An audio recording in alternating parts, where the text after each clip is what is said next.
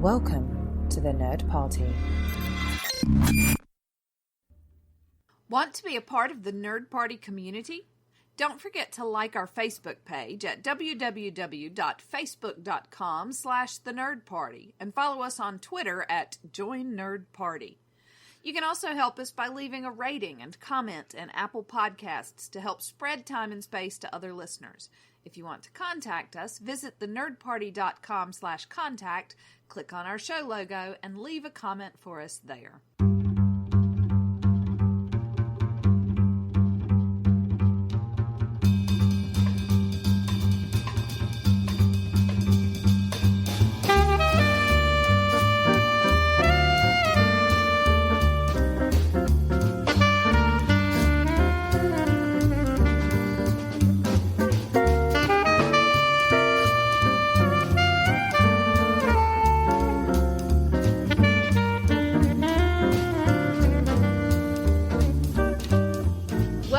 Time and Space, a Doctor Who podcast.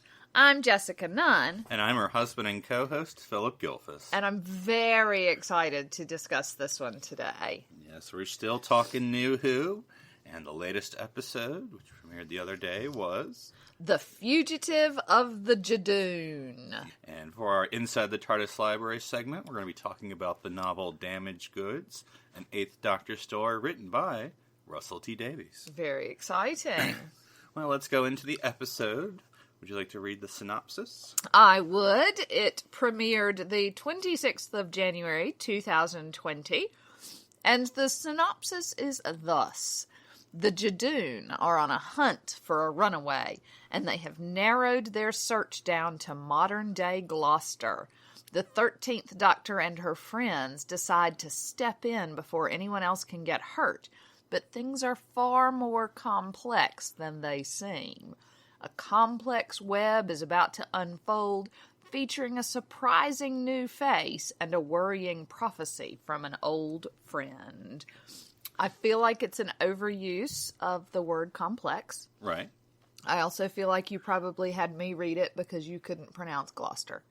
Yes, it's only the place I lived for 8 years, so I'm sure I don't know how to pronounce it. Oh, yeah, no, fair enough. I forget.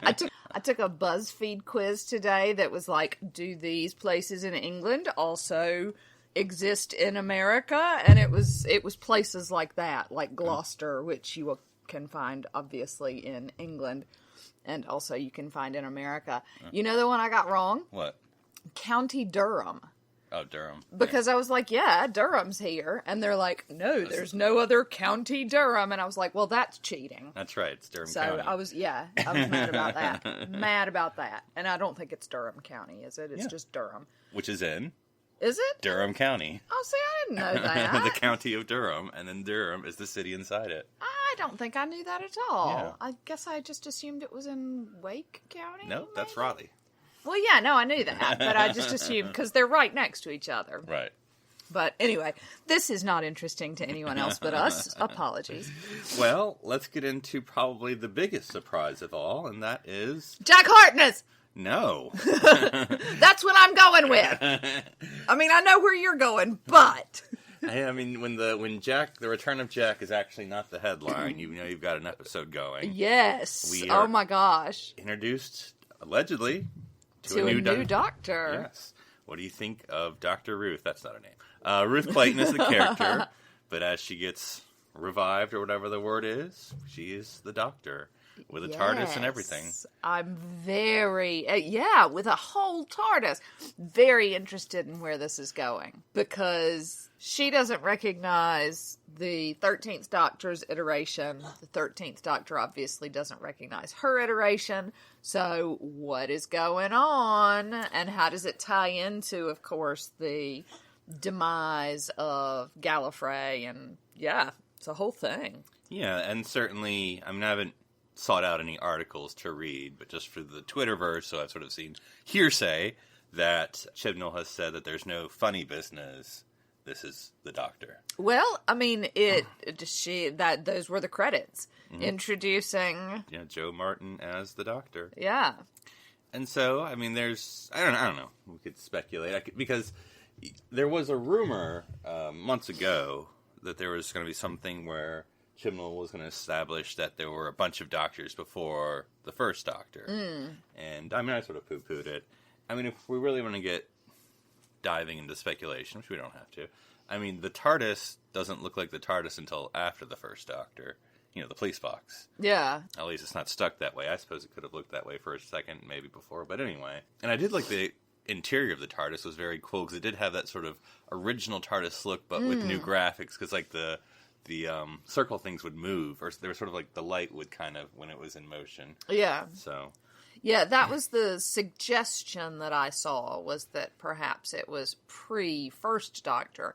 But even if it's pre-First Doctor, wouldn't the 13th Doctor recognize... Right. I don't know. Yeah, because, I mean, well, and I'm connecting things that may or may not be connected, but, you know, the Master says in Spyfall that we've all been lied to. Time Lords, as I assume what he means, Gallifreyans. So... what does that mean? And yeah. maybe that means there's things that we don't know about ourselves. It's all very exciting. There was so much going on in this episode. As is Chibnall's wont. I mean, he likes to shove a bunch of stuff into it. So, yeah, there was a lot. And so the Judoon, which is exciting, yay, the Judoon are coming back, and there are going to be lots of rhymes. They take way backseat, don't they? Well, what do you think of what little we saw of this Doctor? I'm just so perplexed by the whole thing. Just so perplexed. I did love the moment, you know, she's carrying around this giant gun, and the 13th Doctor is like, the Doctor doesn't use guns, and she's like, I know. So that was really interesting. They don't, shut up. Yeah. So, yeah, I'm just mostly perplexed and intrigued by the whole thing.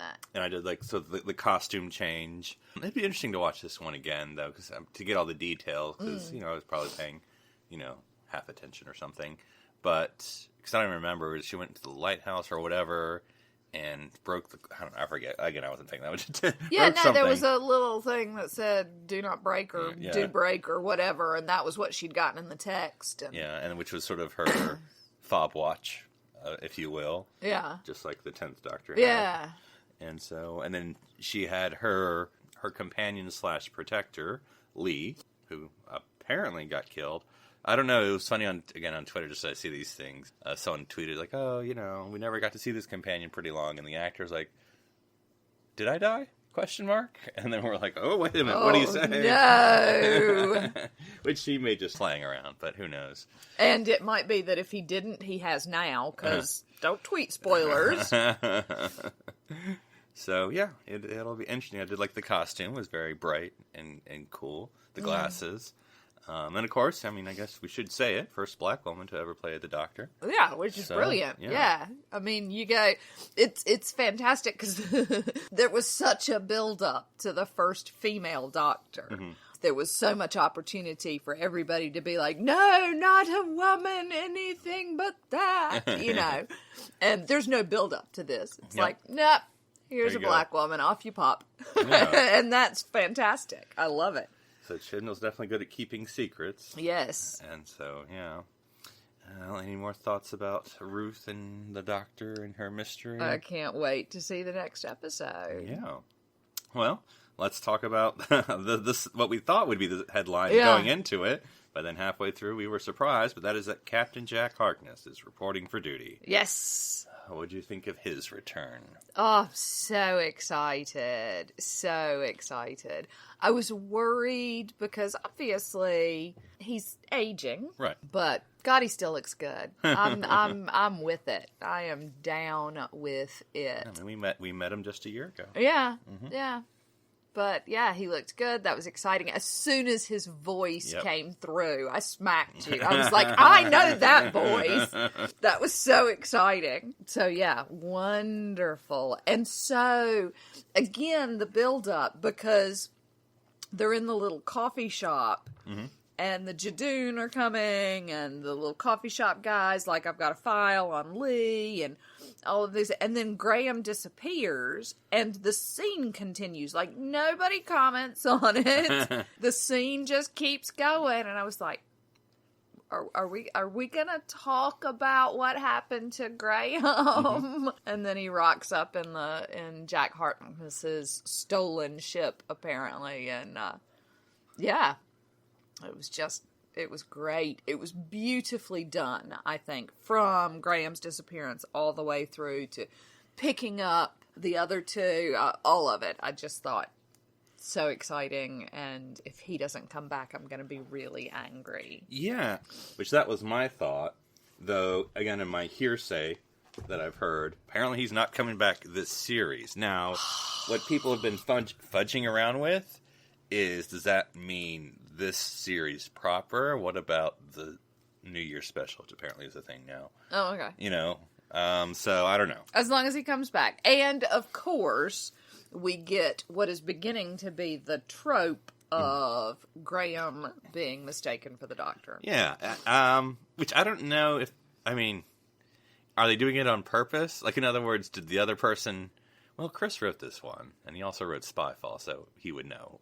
I mean, he co-wrote this one. I can't remember. The guy who did Demons of Punjab was also the co-writer on this. Oh, okay. I can't remember his name off the top of my head, so I don't want to say it wrong.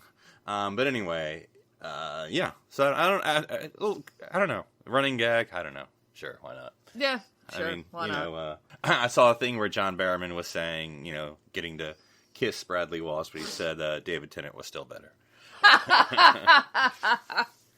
Yeah, reasonable. Reasonable. So, yeah, sort of interesting where Captain Jack didn't meet the Doctor, which, of course, I'm sure all of our fan moments got a little frustrated, but he got to meet all the Doctor's companions. You know what would have been fantastic? If he'd had Alonzo with him. Just as his companion. Mm-hmm. Wink, wink. That's right. Nudge, nudge. Say no more. So he got to at least... That was my Terry Jones tribute. Did you get it? But he got to meet the companions, and they got to meet him. And I think it's interesting in a little fashion of that these companions are getting to meet more of the Doctor's history. So they met the Master, who talked a little bit about the Doctor, of course, before they knew he was a Master. But even then, and then Captain Jack. I mean, they only got a short interaction, but they're sort of getting more information about this Doctor. But I think that's really important because they keep asking her and she won't answer. Yeah, she's getting kind of moody. So I like the fact that they are getting it peripherally, almost. It makes a nice balance because she's not telling them anything, but they are finding out things. And I don't know. Why do you think she's being so? I don't know either. I mean, I get it. The Gallifrey thing is disturbing her, but I mean, she's not protecting them from anything. No, I definitely feel like she's holding that close. And maybe it's just because she doesn't feel like all of last season, this was about Ryan and Yaz and Graham being her family. Right. She calls them fam all the way through. And she's the one who gives points. And now her... quote-unquote biological family, right, if you will. Her heritage is threatened. And maybe that disrupts her own balance of what family is. And that's part of why she's keeping it a secret. That may be way extrapolation on my part. Yeah. But that sort of idea of this is a very, very personal thing. And it's requiring her to rethink her loyalties almost. And of course, in some ways, I was like, we really didn't get that much of Captain Jack. I mean, to bring him back. I mean, not enough. Right. I mean, they must have paid him a lot of money for... for like a quarter of an episode, really. Yeah, at best. Yeah. So, but yeah, it was good to see him back. So yeah, it's like Chibnall's like, look, I didn't do anything last series. This series, you're getting everything. Everything. Yes, you get the Master, you get the Judoon, you get a new Doctor. Congratulations. Here's Jack Harkness as well in the same bloody episode. What do you think of his ominous warning? Beware the lone Cyberman, something, something, something. Something, something, something. Yeah, I don't know. Mm-hmm. It was difficult to... Does it tie in? And maybe it does. And again, this may be just gross extrapolation on my part. But of course, the Master was killed in the Cyberman episodes. I mean, obviously the Master killed herself, Right. if you will. Well, if you will. That's the best way I can think of to put it. Is that going to explain how the Master is still around as well? Is this part of that? I don't know. Because... Or is it Bill? Well, like, for instance, let me Is throw... Bill the lone Cyberman? Or Danny? There are options. What if, just so we're doing wild speculation... Yeah, which I'm totally doing at this point. Because we got introduced to a new Doctor that is out there, what if the Master is out there? You know, like, where does the Master fit in? Ah, so the suggestion that this new Doctor and this new Master are... outside of... but somehow connected in that way. Mm-hmm. Interesting. You know, does Missy show up in the finale and be like, who the hell is he? Yeah. Oh, I don't know. Mm-hmm. That's an interesting idea, that they are in, you know, Gallifrey 1999 or whatever. Well, I mean, you know. which they're saying they're not, but we'll figure it out. You know, they could be lying, which is fine. So, yeah, like I said, I would have liked to see Captain Jack, and I also want to see him return, but I don't know. Maybe that's all you get, and just need to be happy. Yeah. Unless they're going to soothe my pain with a little bit of River Song, I'm not interested. I want Jack Harkness back. Though this is sort of skipping to the end, but I mean, obviously a lot happened in this episode. And I don't know, overall, like the actual plot, you know, take out the new Doctor surprise, take out the Captain Jack appearance, and just the Judoon Fugitive. Well, I mean, it's hard to take those are pretty integral parts, but if you do, I mean, it's kind of a okay episode as far as the Judoon and the Doctor. It reminded me a little bit of Matt Smith's first episode when they're looking for Prisoner Zero or Prisoner One or whatever it is that they're looking for. But I you know, the quality for the series is sort of like Spyfall, and then Orphan 55, and then Tesla. But then it's like this, you know, boom! You know, so it's like we're just gonna have like 2 down and then big surprise, and then 2 down, big surprise. I can almost deal with that. Yeah, I you know, they were saving their money. Yeah, so that they could pay for John Barrowman. So getting through the rest of this, we do have the June platoon near a lagoon. Not a lagoon. It's more of a canal, really. More of a canal, really. That was random and funny at the same time. So, what did you think of the... Because I think the Judoon was the only thing that was spoiled, per se, but I think it's because they had to, because they filmed in the middle of Gloucester with Judoon, and they're like, okay, yes, that's what's going on. Yeah. We cannot hide this any longer. Whereas I think the Jack filming, obviously, was... probably somewhere separate. Well, it was all inside, Yeah. so you can do that in a studio and sneak his ass in a unicorn mask or whatever. And then the Joe Martin stuff, you know. Nobody knows. On location, but that's how it was sort of in the middle. I don't know where it was filmed, but obviously was far away from people. Yeah. Or at least a little bit far away. And also, you know, unless you're hearing the lines, you don't know. Maybe they sort of dubbed something where they give him another line to say. And then they as necessary. That's done in other series sometimes. Yeah. Judoon. There they were. Mm-hmm. We got like a little more that I think than we got in. Yes. Smith and Jones. I don't think I realized that they were necessarily sort of bounty hunters almost. Yeah. And that was interesting. And there are people involved, like the main lady. Gat. Oh, good. Who clearly is not the one who hired them. Right, yep. And that's sort of the revelation, yeah. Yeah, and so... I think she was saying the Gallifrey did. Wasn't that sort of the intimation? Maybe. Time Lords? Yeah, maybe. So but how is she involved then with any of it? I mean, she has a whole thing with Lee, doesn't she? About they were something and he betrayed her, or, yeah. Because she's a Time Lord, isn't she? Because they did the whole contact telepathic thing. Oh, yeah. So, yeah, interesting to see where that's going to go. Mm-hmm. So, just some closing. Yeah, so a lot of mystery there. Oh, Alan and the cake. You can do better. You can do better. Yeah, that whole thing's a little bit mysterious. I mean, I thought he was right. Is that going to come more into play? Is that a thing? Mm-hmm. What, is he an undercover Gallifreyan sent to protect the Doctor? Well, he was registering as fully human, but of course then So was the Doctor before she got de-doctorified. Yeah. It was the same thing with the 10th Doctor when he became human, so... Yeah, we'll see what happens. It'll be interesting. I guess that's a lot of mystery. I don't know, I was going to say too much mystery, but I don't know. It's sort of see where we're going. It was a lot. Yeah. But yeah, I'm prepared to see where we're going with this. And if they don't tie any of those strings together this next episode, I'm going to be cross about it. Yeah. So. Like if they're just like, do-do-do, Yep, nothing happened, nothing to see here. Doctor, even more quieter than usual. Yeah. I'm going to be very cross. Mm-hmm. Well, let's go into the TARDIS library then. Whoosh, whoosh, whoosh. When you close your eyes, I go to the library. go to the library now. So for our Into the TARDIS library, we're going to be talking about a book, Damaged Goods, part of the New Adventures of Doctor Who series. And this was written by Russell T Davies, who would soon resurrect Doctor Who.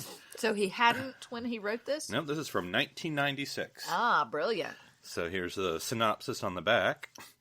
The Doctor, no, it's the 8th Doctor, but the Doctor, Chris, and Roz arrive at the Quadrant, a troubled council block in Thatcher's Britain. There's a new drug on the streets, a drug that's killing to a plan. Somehow the very ordinary people of the Quadrant are involved. And so amidst the growing chaos, a bizarre trio moves into number 43. The year is 1987. A dead drug dealer has risen from the grave, and an ancient weapon is concealed behind human tragedy. But the Doctor soon discovers that the things people do for their children can be every bit as deadly as any alien menace. As he uncovers the link between a special child, an obsessive woman, and a desperate bargain made one dark Christmas Eve. So, I don't know if you remember, some time ago, when we were watching the video about the wilderness years with the 8th Doctor, in the video, Richard mentioned this book. Okay. I sort of kind of, I don't forget how he phrased it, but it's kind of stuck in my head as sort of the R-rated Doctor Who book. Oh. And so it sort of intrigued me. So I had gotten it a couple months ago, but finally got over to reading it. So with the 8th Doctor, I was sort of excited about an 8th Doctor one. Yeah. But then, I started reading and I'm like, I have no idea who these companions are. Yeah. And it sort of seems like, because if I remember correctly, there was sort of a Doctor Who novel series. And then there was the New Adventures, which was another novel series. And so with these, I guess there must be a continuity between them all. Right. Which would introduce who Chris and Roz are. So I just sort of had to catch up.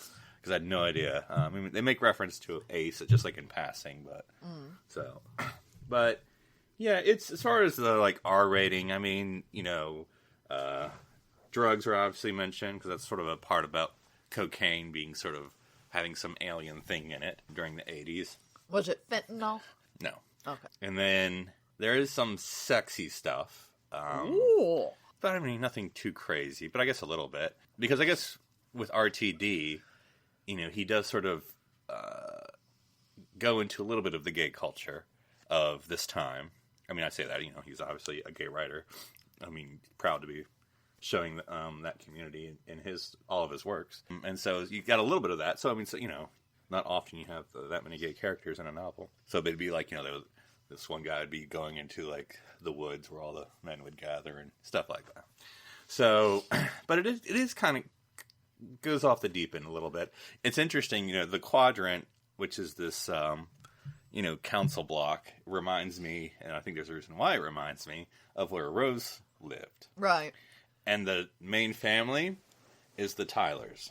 Oh, interesting. So apparently Russell likes using the Tylers. He had already started his plan. Yeah, so it was very easy for me to picture where they live, because I just imagined where Rose and her mom lived.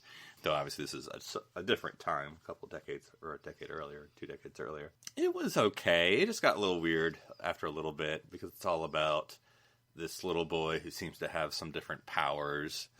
And then there's this sort of separate story of this rich family whose son is sort of sick and unresponsive. And then she seemed to have this voice going on inside her head that makes her do all these weird things.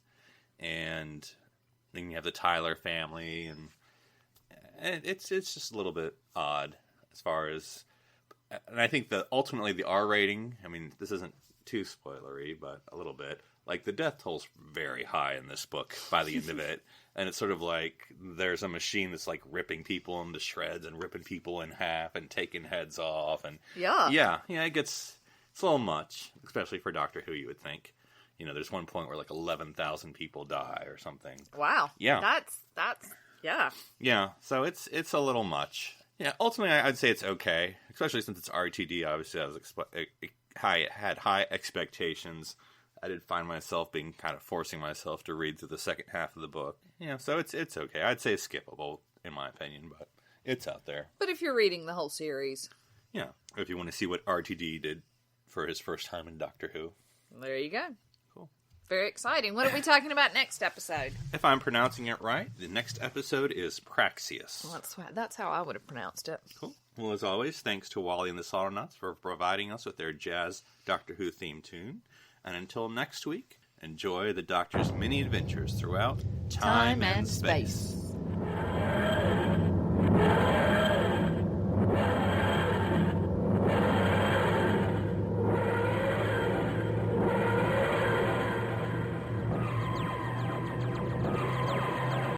This is BBC Television.